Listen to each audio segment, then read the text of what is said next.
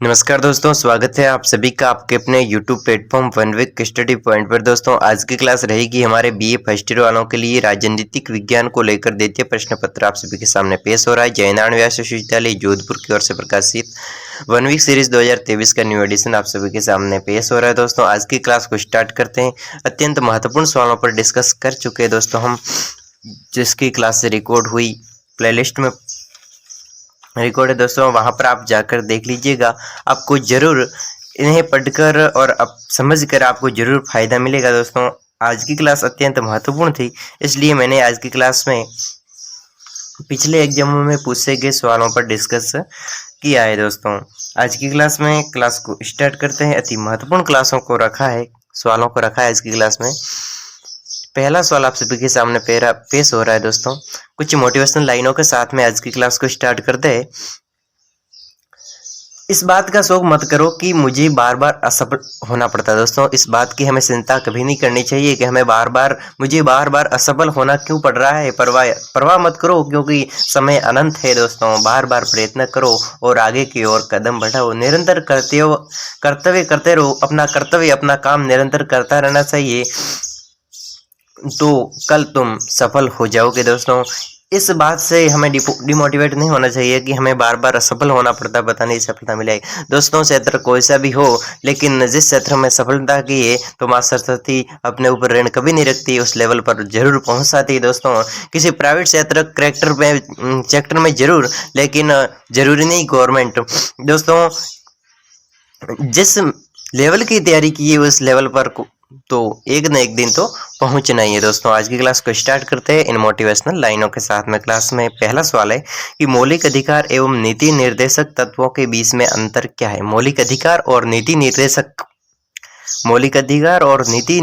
तत्व है, इन दोनों के बीच में अंतर क्या है। 2017 के एग्जाम में पूछा गया सवाल दोस्तों, इंपॉर्टेंट सवाल है कि मौलिक अधिकार और नीति निर्देशक तत्वों के बीच अंतर। मौलिक अधिकार वाद योग्य है। दोस्तों मौलिक अधिकार है वो वाद योग्य है, लेकिन नीति निर्देशक तत्व है वो वाद योग्य नहीं है। मौलिक अधिकार हमारे खुद के अधिकार होते हैं जो वाद योग्य होते हैं, यानी उसको ये अधिकार है और मेरे को ये अधिकार नहीं, यानी कि हम उसको वाद समाजवाद में एक वाद के तरीके से ले सकते हैं, यानी कि मौलिक अधिकार है वो वाद योग्य है, इसके लिए ये कारण बन सकता है। लेकिन नीति निर्देशक तत्व है वो वाद योग्य नहीं है। हमारे नीति निर्देशक तत्व है वो फिक्स है, उसमें कोई वाद विवाद की कोई बात नहीं आती, ये बात है। अगला है मौलिक अधिकार नागरिकों के कानूनी अधिकार है। मौलिक अधिकार है वो नागरिकों के कानूनी अधिकार होते हैं, लेकिन नीति निर्देशक तत्व है वो समाज के नैतिक बंधन के अंतर्गत आते हैं। समाज के नैतिक बंधन के अंतर्गत ये नीति निर्देशक तत्व समाज के अंदर आते हैं, और मौलिक अधिकार है वो गवर्नमेंट कानूनी अधिकार जो प्रदान किया गया है उसके अंतर्गत आते हैं। दोस्तों अति इंपॉर्टेंट सवाल था। अगला है नीति निर्देशक तत्व को कितने भागों में बांटा। नीति निर्देशक तत्व जो समाज में नीति निर्देशक समाज के नैतिक बंधों में काम आता है। तो इसी प्रकार ये सवाल पूछ गया आगे कि नीति निर्देशक तत्व है वो कितने भागों में डिवाइड किया गया है। वो समाज के अंदर तो होता है, समाज के नैतिक बंधन में तो ये नीति निर्देशक तत्व होते हैं, लेकिन ये नीति निर्देशक तत्व है ये कितने प्रकार के होते हैं, इसके कितने भाग है देखते हैं। इसको 4 वर्गों में बांटा गया। नीति निर्देशक तत्वों को 4 वर्गों में बांटा गया। पहला है आर्थिक सुरक्षा संबंधी नीति निर्देशक। आर्थिक सुरक्षा, आर्थिक हमारे घर की, हमारे जो परिवार की, हमारे जो धन व्यवस्था की जो सुरक्षा है, आर्थिक सुरक्षा है, उसकी जो संबंधी सुरक्षा है वो नीति निर्देशक तत्व कौन से। आर्थिक सुरक्षा संबंधी नीति निर्देशक तत्व और सामाजिक हित और शिक्षा संबंधी नीति निर्देशक तत्व कौन से। आर्थिक पहला, तो फिर सामाजिक हित और शिक्षा संबंधी, और अगला है पंचायती राज, प्राचीन स्मारकों, न्याय से संबंधित नीति निर्देशक। पंचायती राज से यानी गांवों के लिए, समाज के लिए, तो ये पंचायती राज में आएंगे। पंचायती राज, प्राचीन स्मारकों और न्याय से संबंधित नीति निर्देशक तत्व भी इसके अंतर्गत आते हैं। किसके अंतर्गत, नीति निर्देशक के भाग के अंतर्गत आते हैं। अंतर्राष्ट्रीय शांति और सुरक्षा संबंधी सिद्धांत नीति निर्देशक। अंतर्राष्ट्रीय स्तर पर शांति और सुरक्षा संबंधी जो नीति निर्देशक तत्व है वो भी इसी तत्वों का भाग है। नीति निर्देशक तत्वों का एक भाग है। कौन सा भाग है, अंतर्राष्ट्रीय पंचायती राज और स्मारकों से संबंधित न्याय संबंधित है, और अंतर्राष्ट्रीय शांति सुरक्षा संबंधी भी ये भी है। ओके, अगला सवाल हमने आज की क्लास में रखा है दोस्तों, ये 28वां सवाल है कि भारत सरकार ने नीति निर्देशक तत्वों की क्रियान्वित की दशा में क्या कदम उठाए। भारत सरकार ने नीति निर्देशक तत्व है इसके क्रियान्वित यानी इसके लिए कौन कौन सी क्रिया करके, क्रिया प्रतिक्रिया करके इसकी दिशा में यानी इसको आगे बढ़ाकर कौन कौन से कदम बढ़ाए। नीति निर्देशक तत्वों ने नीति निर्देशक तत्वों को भारत सरकार ने किस प्रकार कौन सी क्रिया करके आगे बढ़ाए, आगे कदम उठाए, उस कदमों के बारे में लिखना है। जमींदार और जागीरदारी प्रथा का अंत, भूमि सुधार। दोस्तों, नीति निर्देशक तत्वों में सुधार के लिए सरकार द्वारा एक अति महत्वपूर्ण कदम उठाया गया, कौन सा है? जमींदारी, जिसकी जमीन है उसकी दारी, जमींदारी, जागीरदारी बहुत ही बड़ी भूमिका कोई मालिक है, तो जमींदारी, जागीरदारी प्रथा का अंत, ये प्रथा है कि मेरी इतनी जमीन है, वो इतनी जमीन है, ठीक है, तो उसकी जो प्रथा है उसका अंत करना और उसमें सुधार करने की जो मांग है वो नीति निर्देशक तत्वों के लिए भारत सरकार का एक कदम है। दोस्तों, ये अगला है पंचायती राज और स्थानीय स्वशासन की दिशा, 73वां 74वां संविधान संशोधन यहाँ पर किया गया है। 73वां और 74वां संविधान संशोधन क्यों किया गया है? पंचायती राज और स्थानीय स्वशासन की दिशा को लेकर। पंचायती राज यानी पंचायती स्तर पर और स्थानीय एक गांव की स्थानीय स्वशासन की दृष्टि से देखा जाए तो यहाँ पर 73वें और 74वें संविधान संशोधन में ये नीति निर्देशक तत्वों को आगे बढ़ाने के लिए कुछ कदम उठाए गए। ओके, अगला है संपत्ति के मूल अधिकार को हटाना। संपत्ति के जो मूल अधिकार है, ये संपत्ति पर जो धन संपत्ति पर जो अधिकार होते हैं उसके मूल अधिकारों को हटाना भी इसी सरकार ने नीति निर्देशक तत्वों के लिए काम किया है और 5 वर्षीय योजना भी ये नीति निर्देशक तत्वों के लिए सरकार द्वारा कदम उठाया गया। दोस्तों, अगला सवाल है दोस्तों आज की क्लास में मैंने रखा है जिसमें ये अति इम्पोर्टेंट सवाल था जो कि पिछले एग्जाम में पूछा गया था। दोस्तों, इस प्रकार के 1 वीक सीरीज को पढ़ने के लिए हमारे चैनल को सब्सक्राइब जरूर कर लीजिएगा। अगर आप चैनल पर पहली बार है तो आप जरूर सब्सक्राइब कीजिएगा। दोस्तों, अगला है और रेगुलर क्लास अटेंड कर रहे हैं, अगर आप रेगुलर क्लास अटेंड कर रहे हैं तो अपने दोस्तों के साथ में, अपने साथियों के साथ में शेयर करना। ओके, अगला है भारत के राष्ट्रपति पद पर चुने जाने के लिए आवश्यक योग्यता। दोस्तों, आप इस सवाल का आंसर दे सकते हैं। आपने क्लास 11th और 12th में ये पढ़ा होगा, 11-12 में पढ़ा होगा कि राष्ट्रपति का पद प्राप्त करना है तो कौन कौन सी हमारे अंदर आवश्यकता, योग्यता, आवश्यक योग्यता कौन कौन सी होनी? भारत का नागरिक होना चाहिए, ठीक है। इस प्रकार संविधान के अनुच्छेद 58 भारत के राष्ट्रपति का पद चुनने के लिए आवश्यक योग्यता कौन से अनुच्छेद में लिखी गई है? राष्ट्रपति की योग्यता है वो अनुच्छेद 58 के अंतर्गत राष्ट्रपति पद पर निर्वाचित होने के लिए निम्नलिखित योग्यताएं निश्चित की गई। वह भारत का नागरिक हो, उसकी आयु कम से कम 35 वर्ष हो। कितनी उम्र होनी चाहिए दोस्तों? राष्ट्रपति की उम्र पद पर चुनने के लिए कितनी होनी चाहिए? 35 वर्ष, कम से कम 35 वर्ष होने चाहिए, इससे कम नहीं होने चाहिए। और भारत सरकार या किसी राज्य सरकार के अधीन लाभों पर नहीं होना चाहिए। दोस्तों, यदि राष्ट्रपति है तो वो किसी अन्य सरकारी नौकरी पर नहीं होना चाहिए, किसी सरकारी नौकरी पर या फिर किसी लाभ के पद पर नहीं होना चाहिए। ओके, ये भी एक इम्पोर्टेंट बात है कि अगर आपको राष्ट्रपति बनना है तो भारत का नागरिक होना पड़ेगा। 35 वर्ष से कम उम्र नहीं होनी चाहिए, केवल 35 या फिर 35 से अधिक चलेगी। 35 वर्ष कम से कम उम्र चाहिए और वो भारत सरकार के किसी राज्य सरकार या फिर किसी अन्य लाभ के पद पर क्रियावंत न हो, यानी कि वो लाभ के पद पर या सरकारी नौकरी के एक राष्ट्रपति को छोड़कर अन्य कोई से अभी लाभ नहीं होना चाहिए, यानी उसे सरकारी नौकरी हो या फिर कुछ और कार्य धंधा हो जो गवर्नमेंट की तरफ से आता हो तो वो नहीं होना चाहिए। वो पागल या दिवालिया घोषित। दोस्तों, दिवालिया क्या होता है? जो ये बैंक द्वारा घोषित कर लिया जाता है, वो ऋण जो लिया हुआ होता है उसे पूर्ण न करने पर या फिर उसे छोड़ देने पर उसे दिवालिया घोषित कर लिया जाता है और उसमें कोई योग्यता नहीं रहती है, अकाउंट में उसकी कोई योग्यता नहीं रहती, उसका नाम ही डिलीट कर लिया जाता है, दिवालिया घोषित कर लिया जाता है उसे गवर्नमेंट की तरफ से। और वो पागल भी नहीं होना चाहिए, ठीक है। संसद द्वारा बनाई गई किसी विधि द्वारा या उसके अधीन योग्य घोषित नहीं किया गया हो। दोस्तों, संसद द्वारा बनाई गई किसी विधि द्वारा, संसद के द्वारा जो विधि बनाई जाती है उसके द्वारा उसके अधीन योग्य अयोग्य घोषित न किया। दोस्तों, संसद में वो रहता है, जब राष्ट्रपति शासन पर जाने से पहले वो संसद में रहता है और वहां पर संसद के अधीन रहता है, और संसद के अधीन अगर उसे संसद ने अयोग्य घोषित कर दिया तो वो भी राष्ट्रपति शासन पर अयोग्य है। ओके, योग्य नहीं है। अगला है, वह लोकसभा का सदस्य निर्वाचित होने की योग्यता। लोकसभा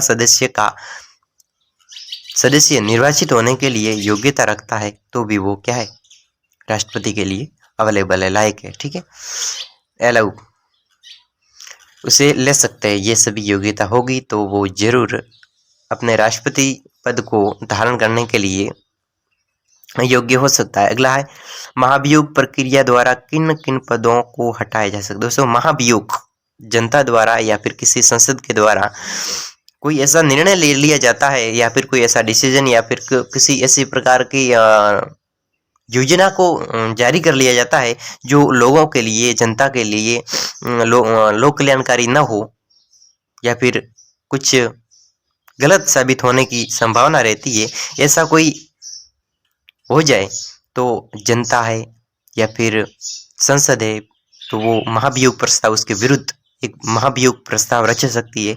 उसकी प्रक्रिया द्वारा किन किन पदों को हटाया जा सकता है, ऐसे कौन कौन से पद है जैसे महाभियोग, यानी कि वो ऐसा कोई पद है जैसे कि राष्ट्रपति पद को हटाने के लिए महाभियोग प्रस्ताव जनता लगा सकती है। तो संसद है वो महाभियोग प्रस्ताव लगाए कि ये राष्ट्रपति वो बिल्कुल अयोग्य है, तो किस प्रकार उसे हटाने की प्रक्रिया है, महाभियोग किस प्रकार लगाया जाता है, उसके किन दो पद ऐसे हैं जिस पर महाभियोग प्रस्ताव लग सकता है। पहला है, महाभियोग प्रक्रिया के द्वारा राष्ट्रपति, सर्वोच्च न्यायालय के न्यायाधीश, भारत के नियंत्रक एवं महाभिलेखाकार को हटाया जा सकता है। दोस्तों, महाभियोग प्रस्ताव के द्वारा राष्ट्रपति, पहला तो राष्ट्रपति को हटाया जा सकता है, दूसरा है सर्वोच्च न्यायालय के न्यायाधीश, सर्वोच्च न्यायालय का तो जो न्यायाधीश होता है उसे हटाया जा सकता है, भारत के नियंत्रक एवं लेखाकार, भारत का नियंत्रक और महालेखाकार होता है उसे भी हटाया जा सकता है। राष्ट्रपति, सर्वोच्च न्यायालय का न्यायाधीश और भारत का महालेखाकार, इन तीनों को महाभियोग प्रस्ताव के द्वारा हटाया जा सकता है। ओके दोस्तों, 2014 के एग्जाम में पूछा गया था।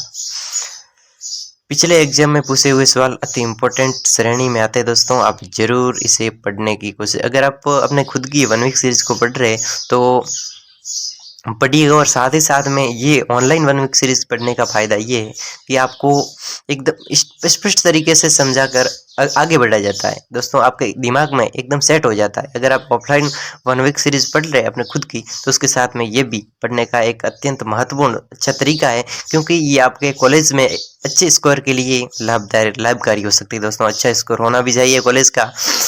भारत के राष्ट्रपति को हटाने का क्या तरीका, भारत का राष्ट्रपति है, भारत का जो राष्ट्रपति है उसे हटाने के लिए किस प्रकार का तरीका, अब हमारे भारत का जो राष्ट्रपति है उसे हटाना है तो क्या हम महाभियोग प्रस्ताव लगा सकते हैं। बिल्कुल, यहाँ पर हमने पढ़ा कि महाभियोग प्रस्ताव है वो लगा सकते हैं, ये राष्ट्रपति, सर्वोच्च न्यायालय के न्यायाधीश इस पर लगा सकते हैं। तो इस किस प्रकार है, ये भी 2017 के एग्जाम में पूछा गया, राष्ट्रपति पर महाभियोग क्यों व किसके द्वारा लगाया जाता है। दोस्तों, महाभियोग प्रस्ताव के द्वारा, महाभियोग प्रक्रिया के द्वारा राष्ट्रपति को हटाया जा सकता है, और किस प्रकार हटाते हैं वो देखते हैं कि भारत के राष्ट्रपति का कार्यकाल 5 वर्ष का होता है। दोस्तों, भारत का जो राष्ट्रपति होता है उसका कार्यकाल 5 वर्ष का होता है, किंतु भारतीय संविधान के अनुच्छेद 61 के अनुसार राष्ट्रपति द्वारा संविधान का उल्लेखन किए जाने पर संविधान में ही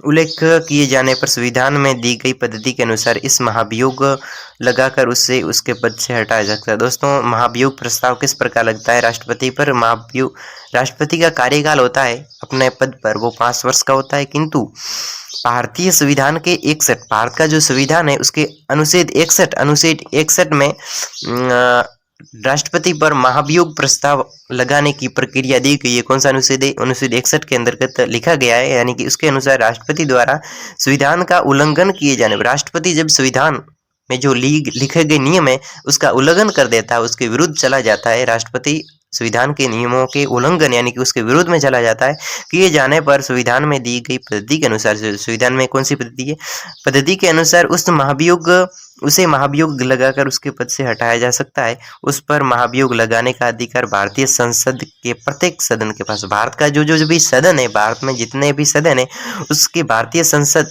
भारत के जितने भी संसद है उसमें जो सदन, प्रत्येक को जो सदन प्राप्त है वो महाभियोग प्रस्ताव राष्ट्रपति के सामने लगा सकता है, महाभियोग प्रस्ताव, और उसे हटाने की प्रक्रिया में शामिल हो सकता है। दोस्तों अगला सवाल हमने रखा है आज की क्लास में, ये 38वां सवाल दोस्तों अति इम्पोर्टेंट था।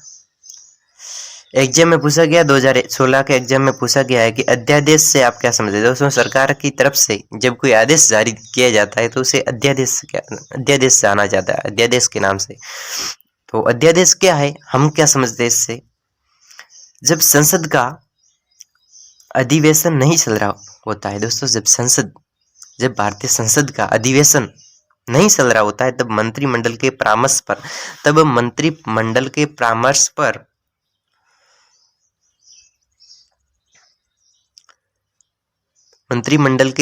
पर राष्ट्रपति किसी कानून से संबंधित आदेश जारी करता है। राष्ट्रपति है वो किसी कानून से संबंधित एक आदेश जारी करता है, उसे अध्यादेश के नाम से जानते हैं। दोस्तों जब भारत के अंदर संसद का अधिवेशन, कोई कार्य नहीं चल रहा होता है संसद का, तब मंत्रिमंडल के परामर्श पर जब मंत्रिमंडल राष्ट्रपति को कहती है कि राष्ट्रपति जी तुम कोई कानून बनाओ और जारी करो, तब राष्ट्रपति जो कानून बनाता है और जारी करता है, किसके कहने पर, मंत्रिमंडल के कहने पर। जब राष्ट्रपति कानून को जारी करता है या फिर आदेश को जारी करता है तो उस आदेश को, राष्ट्रपति द्वारा जारी किए गए आदेश को अध्यादेश के नाम से जानते हैं दोस्तों। और इसकी अधिकतम अवधि 6 माह की होती है। दोस्तों जो अध्यादेश है, राष्ट्रपति ने जो आदेश जारी किया है वो कितने महीने तक चल सकता है, 6 माह यानी 6 महीने तक इसकी अवधि होती है, यानी चल सकता है, बाद में वो खत्म हो जाता है। ओके, और बरसते की संसद उसे पूर्व में स्वीकार न करते। दोस्तों बरसते की संसद से उसे पूर्व में स्वीकृत न कर दे, इसलिए उसको 6 महीने के भीतर उसे हटा लिया जाता है। दोस्तों अगला सवाल हमने रखा है राष्ट्रपति की शक्तियां लिखनी। दोस्तों आप सभी जानते भी होंगे राष्ट्रपति की शक्तियों के बारे में, अत्यंत महत्वपूर्ण डिस्कस होती है राष्ट्रपति की जो मुख्य 3 शक्तियां है। कौन कौन सी राष्ट्रपति की शक्तियों के बारे में, संविधान में राष्ट्रपति को व्यापक शक्तियां प्रदान की गई हैं। वह राष्ट्राध्यक्ष के रूप में तथा संघ के कार्यपालिका के प्रधान के रूप में शक्तियों का प्रयोग दायित्वों के निर्वहन से करता है। दोस्तों जब राष्ट्रपति अपने पद पर होता है तब उसे व्यापक रूप से शक्तियां प्रदान की गई है। वो शक्तियां है वो संघ के कार्यपालिका के प्रधान के रूप में शक्तियों का प्रयोग, संघ का जो प्रधान होता है, कार्यपालिका जो प्रधान होता है उसके रूप में वो शक्तियों का प्रयोग दायित्वों का निर्वहन कर, अपने दायित्वों का, अपने कर्तव्यों का निर्वहन, उसका पालन करता हुआ संविधान के अनुसार संघ के कार्यपालिका शक्ति राष्ट्रपति में नहीं। तो दोस्तों संविधान के अनुसार, संविधान जो लिखा गया है तो संविधान में लिखा गया है, क्या लिखा गया है कि उसको संघ के कार्यपालिका शक्ति राष्ट्रपति में, संघ की एक संघ होता है, उस संघ की कार्यपालिका जो शक्ति होती है वो राष्ट्रपति में निहित होती है। और संविधान के द्वारा राष्ट्रपति को प्रदान की गई शक्तियों की 2 श्रेणियों में बांटा गया है, सामान्य शक्ति और आपातकालीन शक्ति। सामान्य शक्ति किस प्रकार की होती है, जो वो संसद में, एक संघ में एक क्या करता है, वो कार्यपालिका की, एक संघ की कार्यपालिका होती है, उसकी शक्ति भी राष्ट्रपति में निहित होती है। ये सामान्य शक्तियों के अंतर्गत आगे आपातकालीन में वो जल, स्थल और थल सेना की जो किसी आपातकालीन घटना, अचानक आक्रमण भारत पर हो जाता है तो राष्ट्रपति वो आपातकालीन शक्तियां जारी करता है। तो आप कब आक्रमण करना है, कब नहीं करना, वो भी राष्ट्रपति के आपातकालीन शक्तियों के अंतर्गत आता है। ओके, आप सभी जानते भी होंगे शक्तियों के बारे में राष्ट्रपति की। तो संविधान सभा में 12 सदस्य क्यों मनोनीत किया जाए, संविधान सभा के अंतर्गत कितने सदस्य, 12 सदस्यों को मनोनीत किया जाता है। तो क्यों मनोनीत किया जाता है, केवल 12 सदस्यों को ही क्यों लिया जाता है, ये सवाल है। तो राष्ट्रपति को साहित्य, कला, विज्ञान और समाज सेवा के विशेष ज्ञान, व्यवहारिक अनुभव रखने वाले 12 व्यक्ति को राज्यसभा के सदस्य के रूप में मनोनीत करने की शक्ति। दोस्तों राज्यसभा में राज्यसभा में राज्यसभा में से राष्ट्रपति को 12 सदस्यों को चुनने की शक्ति प्राप्त होती है। सुना कब कि राज्यसभा में 12 सदस्यों को राष्ट्रपति चुनता है। और क्यों चुनता है? क्योंकि राष्ट्रपति को साहित्य, कला विज्ञान, समाज सेवा में विशेष ज्ञान, व्यवहारिक अनुभव रखने वाले दोस्तों राष्ट्रपति के पास में ऐसे सदस्य रखने हैं कि साहित्य, जिसके पास साहित्य का नॉलेज हो, जिसके पास कला विज्ञान हो, जिसके पास समाज सेवा की विशेष ज्ञान हो और व्यवहारिक अनुभव, एक व्यवहारिक अनुभव रखने वाले 12 व्यक्तियों की राज्यसभा के सदस्य के रूप में मनोनीत करने की शक्ति प्राप्त होती है। ऐसे व्यक्ति जिसके पास में ये योग्यता हो, उस व्यक्ति को राष्ट्रपति वो चयन करता है, सुनता है और 12 सदस्यों को ऐसे 12 सदस्यों को मनोनीत करता है। दोस्तों आज की क्लास यहीं तक, अगली क्लास अगले वीडियो में रहेगी। तब तक के लिए अनुमति दीजिए। धन्यवाद दोस्तों। अगली क्लासों का आयोजन किया जाएगा। तब तक के लिए बाय बाय।